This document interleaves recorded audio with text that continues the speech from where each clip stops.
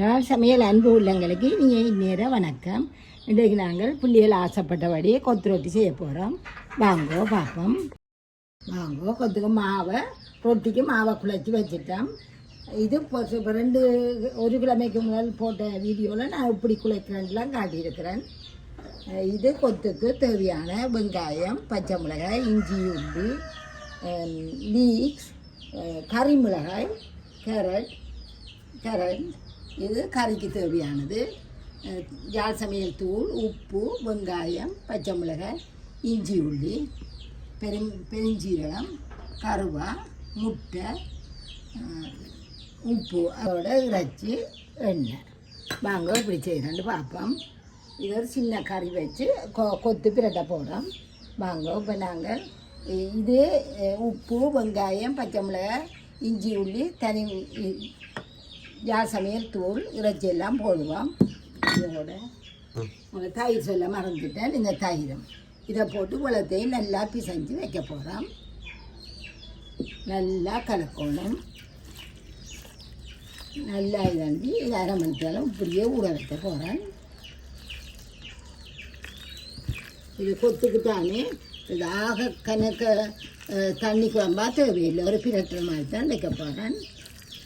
நல்லா இருக்கும். இப்படி செய்தால் பால் விட தேவையில்லை. இதை இப்படியே வடிவாக செஞ்சு மூடி வைப்போம். மூடி வைப்போம். ஒரு அரை மணித்தாலும் மூடி வைங்க. மணித்தாலும் இறைச்சியை ஊற வச்சுட்டோம். இனி தாளித்து போட்டு அதை கொட்டி மூடி விடுவோம். அவ்வளோதான் இந்த கறி. ஒரு 2 கரண்டி எண்ணெய் விடுவோம். இப்போ நீங்கள் உங்களுக்கு இது தாளிக்க விருப்பம் இல்லை, இன்னும் சோமாச்சி ஒன்று மாட்டேன், இந்த 2 கரண்டி எண்ணெயும் நாங்கள் அந்த பிரெட் இறைச்சியோட போட்டுட்டு அப்படியே அடுப்பில் வச்சு வையுங்கோ. இன்னும் கொஞ்சம் கொதிக்கட்டும். பெருஞ்சீரகம் போடுங்க. சின்ன துண்டு கருவாடையும் போட்டுருங்க.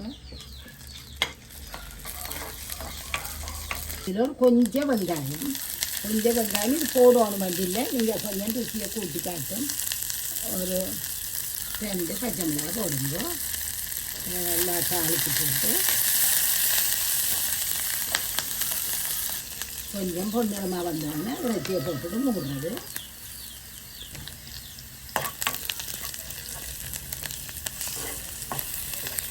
இவ்வளவும் காணிட்டு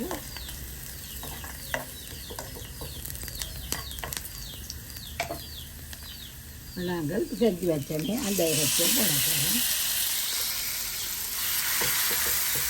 இதை போட்டு இதை கழுவி இந்த தண்ணியை மூட்ட போட்டேன். இந்த தண்ணி ஒரு கொஞ்சம் நேரம் சொல்லத்தான் ஊற்றுவேன். இதை கொஞ்சம் மூடி வச்சுட்டு இந்த தண்ணியை போய் கழுவி நம்ம ஆயத்தப்படுத்தி கொண்டு வர சரி. நல்லா தண்ணியுடன்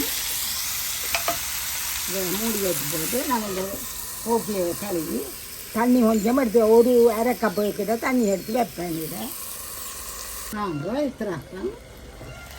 இப்போ வரணும் தண்ணி விட்டு கொண்டு இருக்குது. நாங்கள் இந்த நேரம் இதை கழுவி எடுத்து கொண்டோம். இப்போ நல்லா கற்று வச்சு போட்டு இவ்வளோ தான் கறி. நீங்கள் தாளிக்க விருப்பம் இல்லாது 2 இதில் வச்சு கட்டிக்கலையே 2 கரண்டி எண்ணெயை விட்டு அப்படியே அடுப்பில் விட்டு வைக்கலாம்.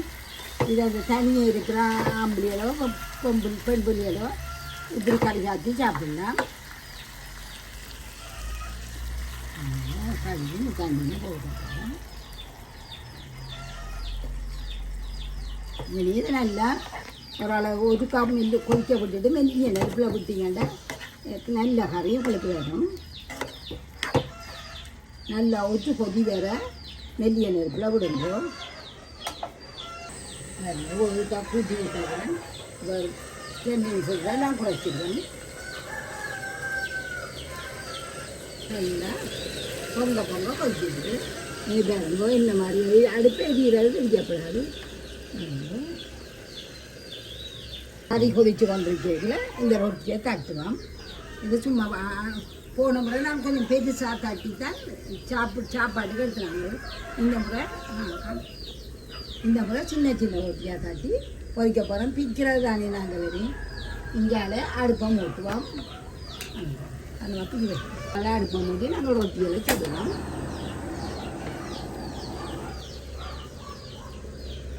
எல்லாமே இப்போ நல்லா குறைச்சி வச்சுக்கொண்டு செய்கிறோம். இதுக்கு என்ன விட தேவையில்லை. நான் ஒரு சட்டியை பிரட்டி விடுறேன். கழுவுன சட்டியை சாட்டி சூடு வரையில் இப்போ எடுத்து ஒவ்வொரு 2 போடக்கூடியனா 2 போடுவோம். இது நான் இது குழைக்கிறது மடிக்கிறது எல்லாமே உங்களுக்கு வடிவாக காட்டுறேன். நான் போன முறை சமையலில்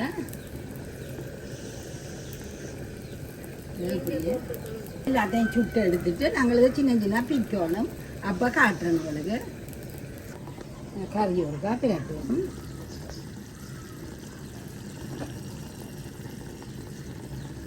மெல்லிய நெருப்பில் எரிஞ்சு வழியா அப்படியே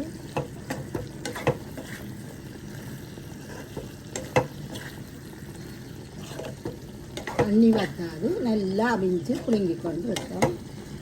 அப்போ மூடி விடுவோம். இதால் ரொட்டி அவிஞ்சிட்டு வெந்துட்டு இதை இறக்கி போட்டு மஞ்சள் போட்டுவோம்.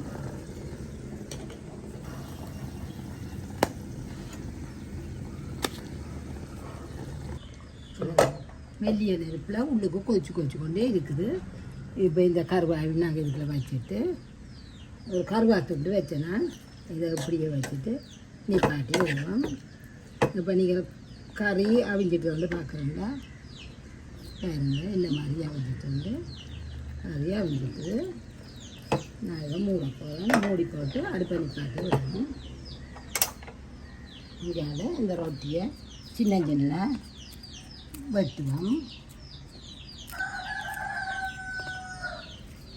ரொட்டியை எடுத்து குட்டி குட்டியாக வெட்டுங்க. நீளமாக வெட்டிட்டு இப்போ இந்த குறுக்க வெட்டுங்க. இப்போ இந்த ரொட்டியை பார்த்தீங்கன்னா உங்களுக்கு தெரியும். இந்த அடுக்குகள் தெரியும் உங்களுக்கு. நாங்கள் தாளிக்கல காட்டுறேன். குறுக்க வெட்டுங்க. இப்போ இது களவான எண்ணெயை விட போகிறேன். கொத்து களவான எண்ணெயை விட போகிறேன். இதில் தாளிக்கிறது அப்படி ஒன்றுமே இல்லை. பார்ப்பேன். வெங்காயம் பச்சை மிளகாய் போட போகிறேன்.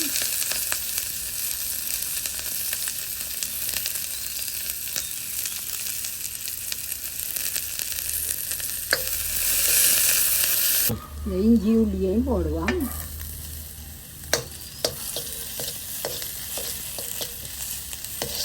கொஞ்சம் கொஞ்சமாக கிளறுவோம். உலகத்தையும் ஒன்றாக போட்டு ரெண்டாக பிரித்து செய்ய போகிறோம். 3 பேருக்கு 2 பேருக்கு அளவாக போக வைக்கிறோம். கேரட் போடுவோம்.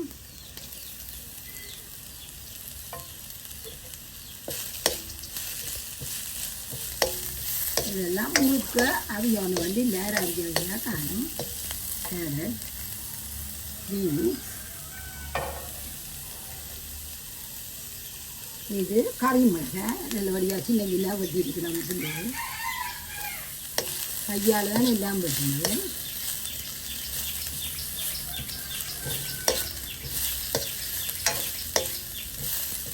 கொஞ்சம் ஒரு அரைவாசி வெந்தோடனே இதை செய்வோம். நாங்கள்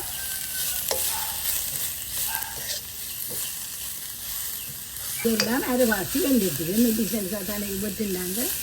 இப்போ இது களவான உப்பு, இது களவான உப்பை போடுவோம். மற்றது கறியெல்லாம் இருக்குது. ரொட்டியிலேயே போட்டு குழைச்சினாங்க. இந்த இதுக்கும் முட்டைக்கும் மட்டும்தான் இதில் போடணும். அதனால முட்டையாக்கி விட்டுருக்கோம்.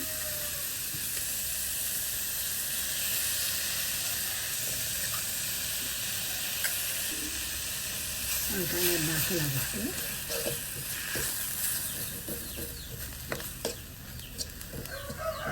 முட்டையை ஒரு அரைவாசி வேகட்டும்.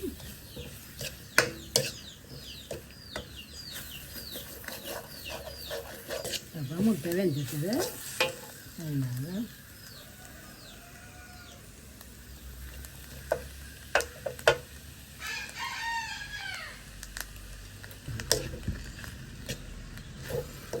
இப்போ நாங்கள் இந்த கறியில் விட போகிறோம்.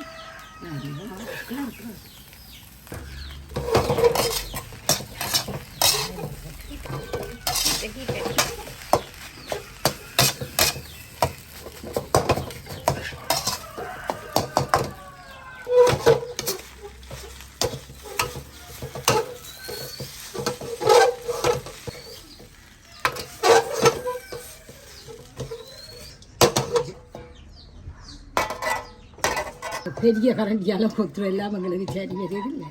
சின்ன கரண்டியாலேயே கிளறி போட்டு அது பெரியல் இருந்தால் கிளறுவாங்க. இப்படியே செய்யுங்க. இதே மாதிரி வேணும். கடையில் சாப்பிட்ற பார்க்க நல்ல ருசியாக இருக்கும். உங்களுக்கு கறியெல்லாம் கணக்க போட்டு இதாண்டி எடுத்தது